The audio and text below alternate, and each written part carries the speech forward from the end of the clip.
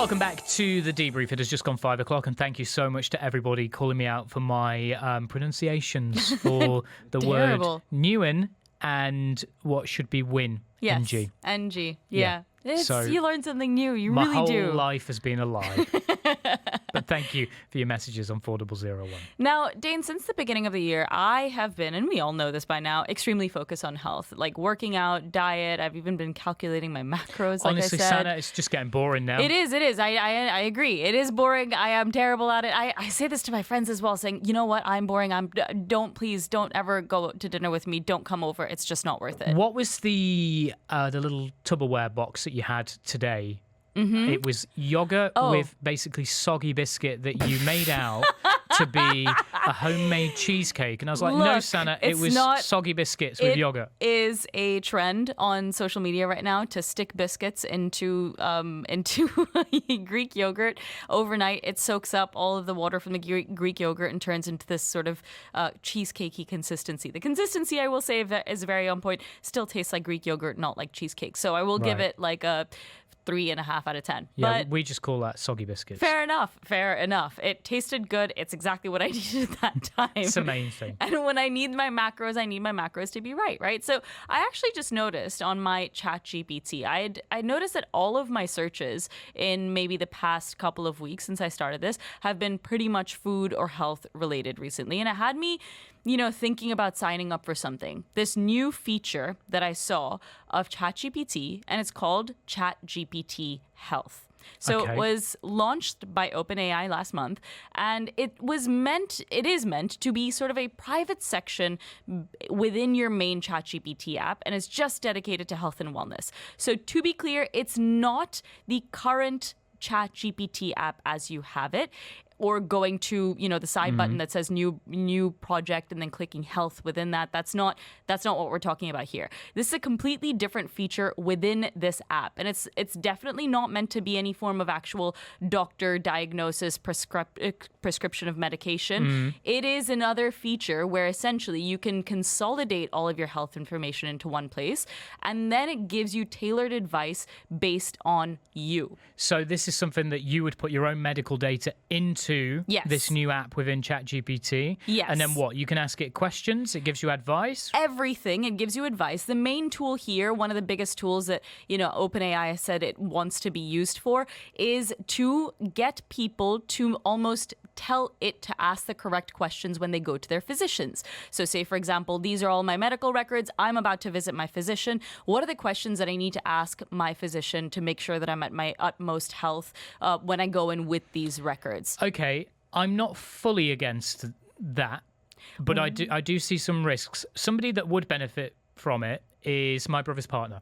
Right. She is the type of person, and she's ever so lovely. She's great. But she just says yes and agrees with everything. So she often goes to the doctor, and she's just recovering from major surgery. But she'll go to the doctor, and the doctor will say X, Y, and Z, and she'll go, okay, no problem. Then when she leaves, she has all of these questions for the doctor that she didn't ask. Yes. And she's in the UK. Trying to see a doctor in the UK is very difficult. Is difficult. So then it's like, well, why didn't you ask the doctor that if that's how you're feeling or that's what you were going through? You must freeze up. Yeah. Yeah. And the thing is with this as well, with this new sort of health feature, you can also add in all of either your fitness or nutrition plans or your workout routines, your fitness tracker information as well. So if you're using things like Apple Health, MyFitnessPal, Peloton, Weight Watchers, those are apps that you can integrate into the health app as well, the health feature as well. So it kind of gives you a very total sort of idea of what your health looks like. You can even use it to like compare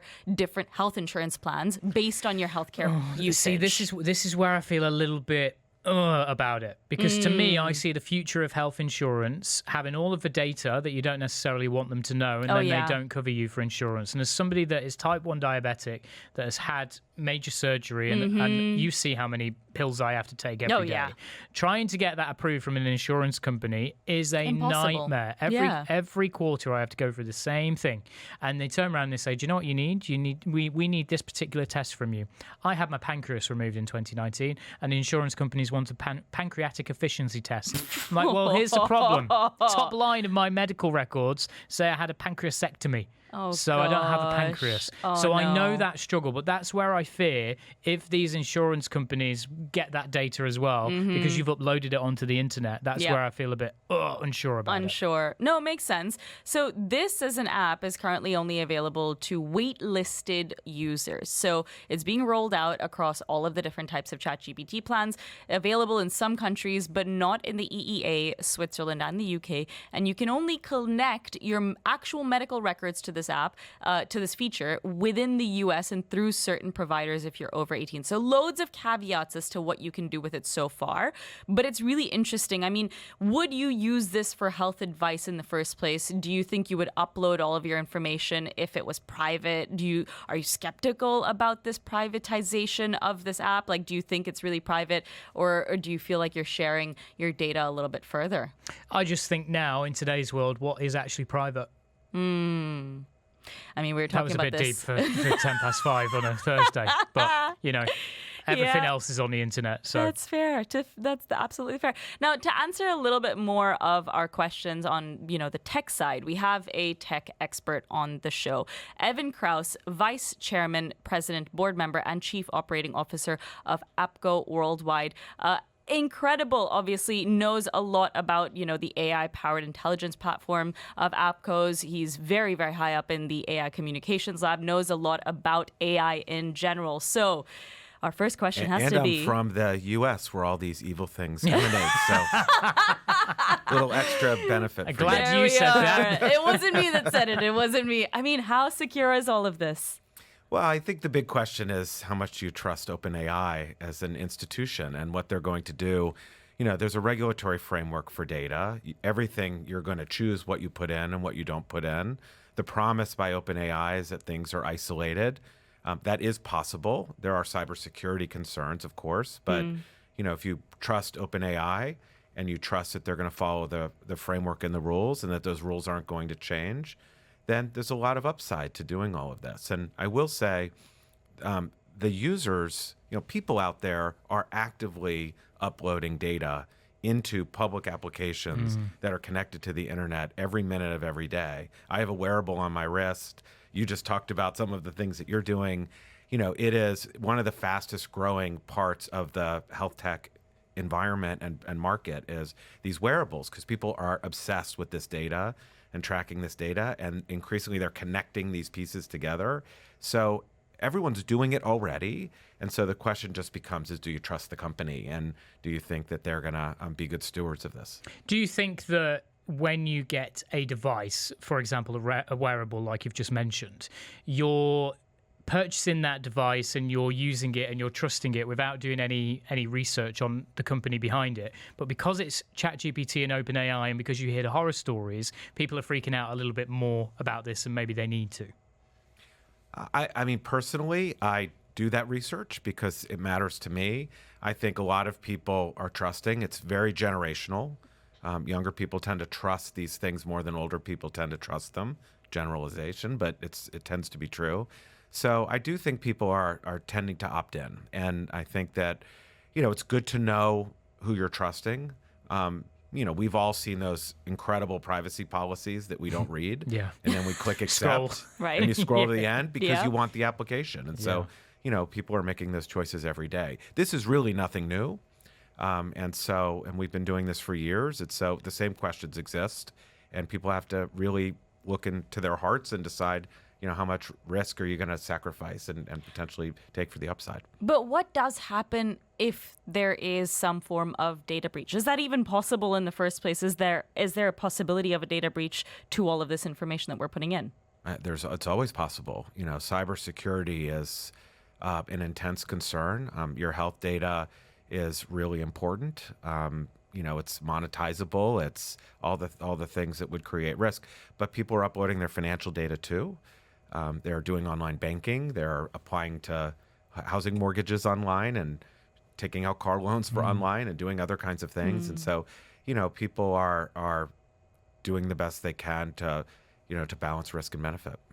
Is this just the future, though? Because I remember when I first saw my medical report, and it was a big, big file. It was a big folder, physical folder. Right. And few years later, I was able to download that as a huge PDF.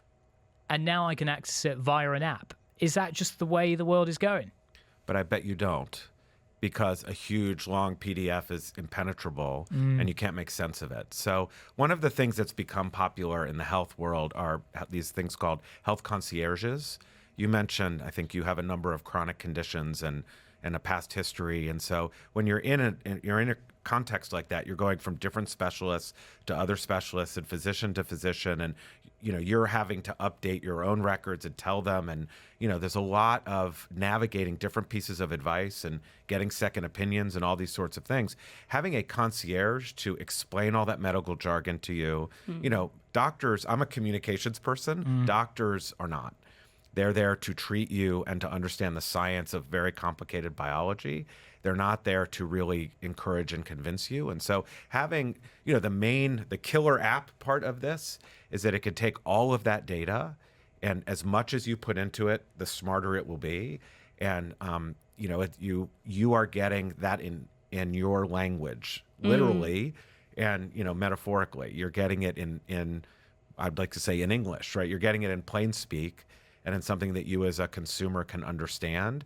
And that can be really empowering. I think you were telling the story of your friend who's afraid to ask the doctor questions. It's because you're intimidated. Yeah. Because there's a lot that you don't know. And so if you have the power of information and it's explained to you in a way that you can understand it, and it's probing you to ask the right kinds of questions, and it's guiding you along.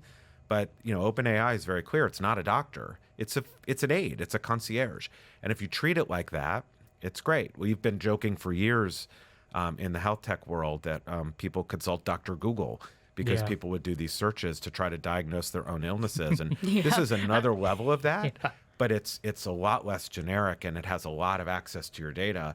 So it could be a lot more accurate and powerful. Although I will say, the human body is really complicated piece of biological engineering. And so there's a lot of end cases that you have to just be careful about. But in general, I think it's a big leap forward. Yeah, and I did want to ask one question when you said, accuracy, and especially when it comes to human bodies and accuracy, there's so much nuance there. So I've seen a lot, obviously, I think a lot of people have seen a lot of things about AI hallucinating and about how sometimes this information just can't be correct. We've had loads of listeners come in and say, you know what, people I work with use it, and it just tends to spurt out the wrong information to you. So what can you say to that? Is there some way that this is going to be more advanced than that? Is there some way that this won't be hallucinating towards the people that need it the most, the people that are using it for their health? So the way GPT systems work is they're modeling data based on past patterns. And they're so powerful because they can look at enormous amounts of data. The way ChatGPT works is they're looking at billions of conversations, and they're modeling responses based on a synthesis of all those conversations. So this is the way this medical data will work, is you're looking at millions of use cases that are similar to yours, and they're normalizing that. My wife had cancer. This is before these things existed. And when we went to the oncologist, they did a genetic typing of her tumor, and they said, okay, based on the thousands of cases in our library, if you do this treatment, if you do just chemotherapy, you have this chance of recurrence. If you do chemotherapy and radiation, you have that chance of occurrence. If you add in surgery, you have that chance of reoccurrence. And so you're just getting data to help you make a decision. That's essentially how this works, but with incredible amounts more data. So the problem with that is every person's a little bit different. So in a medical context, a hallucination is you're being compared to everybody, but you're a little bit different. And so it's going to try to isolate cases that are like you. But, I think of populations that are somewhat underserved in terms of having a lot of medical data, very rare cases of things, unusual biological situations, or contextual situations based on where you live and what you do. Those kinds of things are where the risks are, I think, in terms of the accuracy. Evan, we want to keep you in the studio a little while longer, if that's okay. We need to take a short break, but when we come back, we were also going to have a health expert in the studio to give their opinion as well. And of course, you can get in touch on 4001. Main question we're asking today is, do you use ChatGPT to sort of ask it health-related questions? And it could be something as simple as, like Sana, asking for macros and for diet and things like that. Or is it the first place you go, like Dr. Google back in the day. Get in touch on 4001. Continuing this conversation next. Dubai Eye 103.8 traffic. Sponsored by Yas Island Abu Dhabi. Stay at iconic hotels and play at